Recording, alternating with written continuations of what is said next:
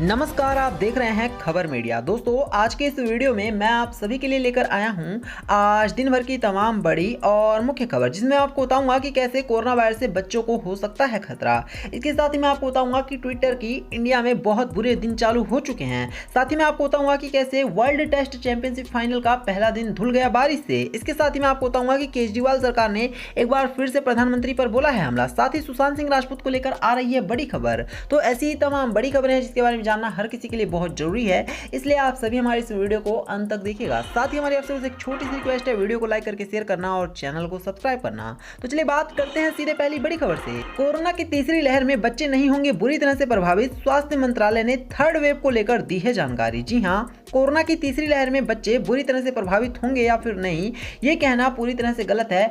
यहाँ पर दोस्तों स्वास्थ्य मंत्रालय के लव अग्रवाल ने बताया है कि बच्चे कोरोना की तीसरी लहर से बहुत ज्यादा प्रभावित नहीं होंगे। उनका कहना है कि बच्चों को बिल्कुल भी डरने की जरूरत नहीं है, लेकिन इसके साथ ही इन्होंने लोगों से अपील की है कि वो किसी भी तरह से बच्चों को लेकर लापरवाही ना बरतें, बच्चों को लेकर अवेयर जरूर रहें।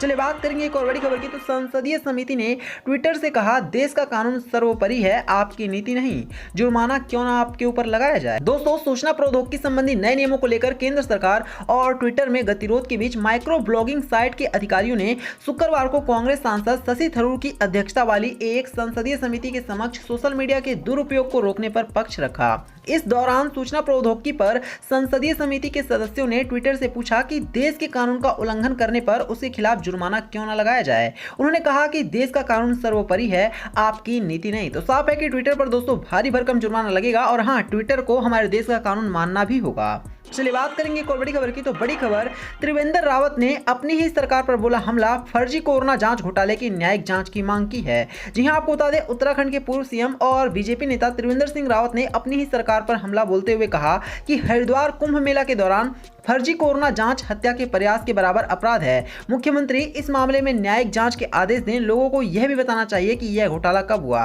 तो साफ देखने को मिल रहा है दोस्तों कि उत्तराखंड में कुछ भी ठीक नहीं चल रहा है और यहाँ पर दोस्तों बीजेपी के ही लोग हमला बोल रहे हैं।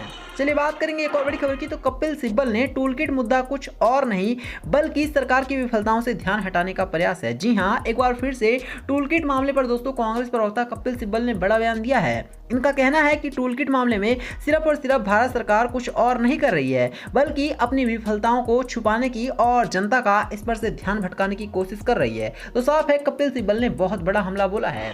चलिए बात करेंगे एक और बड़ी खबर की और सीधे मौसम की। तो उत्तर प्रदेश, गुजरात, राजस्थान, मध्य प्रदेश में भारी बारिश की संभावना, दिल्ली को अभी भी करना होगा इंतजार। दोस्तों, दक्षिण पश्चिमी मानसून एक बार फिर से मजबूत हुआ है और गुजरात, राजस्थान, मध्य प्रदेश और उत्तर भारत के कुछ हिस्सों में बढ़त ली है।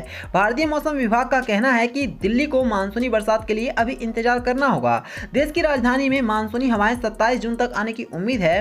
भारतीय मौसम विभाग का कहना है कि गुजरात, दक्षिण राजस्थान, पश्चिमी उत्तर प्रदेश और मध्य प्रदेश के बाकी बचे इलाकों में अगले 24 घंटे में मानसूनी बारिश हो सकती है। तो साफ है दोस्तों कि दिल्ली और हरियाणा के लोगों को अभी इंतजार करना होगा, लेकिन हाँ, मानसून देश के काफी सारे राज्यों में प्रवेश कर चुका है और वहां पर झमाझम बारिश देखने को मिल रही है। चलिए बात करेंगे एक और बड़ी खबर की। तो जी हाँ, सुशांत सिंह राजपूत केस में दोस्तों सुशांत सिंह राजपूत के जो वकील हैं विकास सिंह, उन्होंने अभी एक बड़ा बयान दिया है और उनका कहना है कि सुशांत सिंह राजपूत केस में ऐसे बहुत सारे लोग हैं जो कि सुशांत सिंह राजपूत की तरफ से बोलने की बजाय आज के टाइम पर उन लोगों के साथ बोल रहे हैं जिनके ऊपर पूरी तरह से कई तरह के आरोप लगे हैं। दोस्तों, विकास सिंह का कहना है कि अगर सुशांत सिंह राजपूत के साथ वाले लोग भी अगर सच बोले होते तो शायद सुशांत सिंह राजपूत को अब तक इंसाफ मिल चुका होता। इसके साथ साथ इन्होंने सीबीआई पर भी कई तरह के गंभीर सवाल उठाए हैं और इनका कहना है कि सीबीआई की भी जांच पूरी तरह से आज तक संदिग्ध रही है।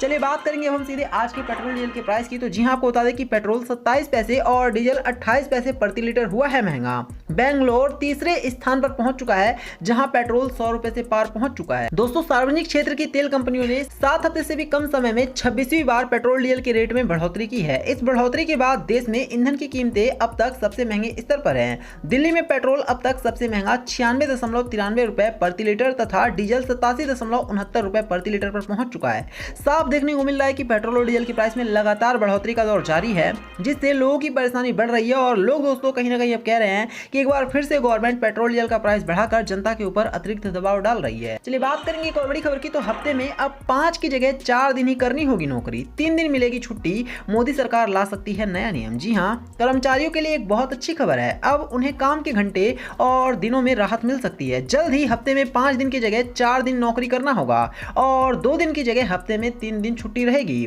देश में बने नए श्रम कानून के तहत आने वाले दिनों में हफ्ते में 3 दिन छुट्टी मिल सकती है। इधर केंद्र सरकार ने ट्रैवलिंग अलाउंस यानी टीए क्लेम सबमिशन की समय सीमा 60 दिन से बढ़ाकर 180 दिन कर दी है। तो साफ देखने को मिल रहा है दोस्तों कि अब आप सभी को टेंशन लेने की जरूरत नहीं। अगर आप भी किसी सरकारी नौकरी को करते हैं या फिर कर्मचारी हैं तो आपको अब हफ्ते के 4 दिन ही काम करना पड़ेगा और 3 दिन आप सभी को अतिरिक्त छुट्टी मिलेगी। चलिए बात करेंगे एक और बड़ी खबर की। तो महामारी को देखते हुए बनाई डोर स्टेप डिलीवरी योजना, इसमें एलजी की आपत्ति दुर्भाग्यपूर्ण, ऐसा कहना है सीएम केजरीवाल का। दोस्तों सीएम ने कहा है कि एलजी द्वारा इस मामले को केंद्र सरकार के पास अनुमोदन के लिए भेजने का आग्रह सही नहीं लगता है।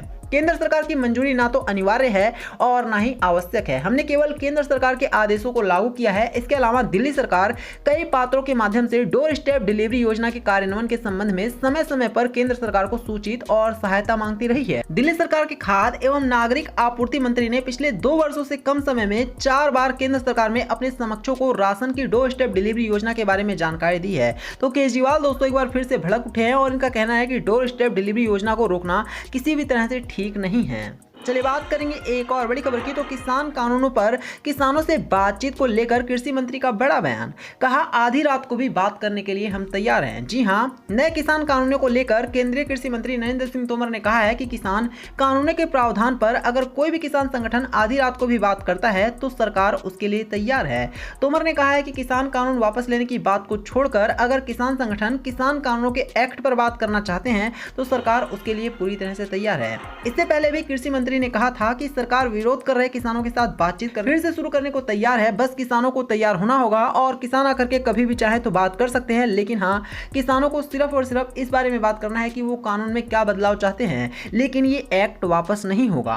चलिए बात करेंगे एक और बड़ी खबर की। तो भारत में कोरोना के टीके ने बचाई हजारों की जान, एक स्टडी में हुआ है बड़ा खुलासा। दोस्तों नीति आयोग के सदस्य वीके पॉल ने शुक्रवार को एक स्टडी का हवाला देते हुए कहा कि भारत में कोरोना के टीके ने हजारों की जान बचाई है। वीके पॉल ने कहा स्टडी बताती है कि टीकाकरण के बाद कोरोना वायरस से संक्रमित होने पर अस्पताल में भर्ती होने का जोखिम 75 से 80% कम हो जाता है और ऑक्सीजन की आवश्यकता घटकर 8% रह जाती है। आईसीयू में भर्ती होने का जोखिम केवल 6% रहता है और संक्रमण के खिलाफ सुरक्षा 94% रहती है। इसका मतलब यह है दोस्तों कि अगर आप भी कोरोना वायरस की वैक्सीन लगवा लेते हैं ना, आपको जो खतरा है कोरोना वायरस से वो बेहद ज्यादा कम हो जाता है और आपकी जान सिक्योर हो जाती है।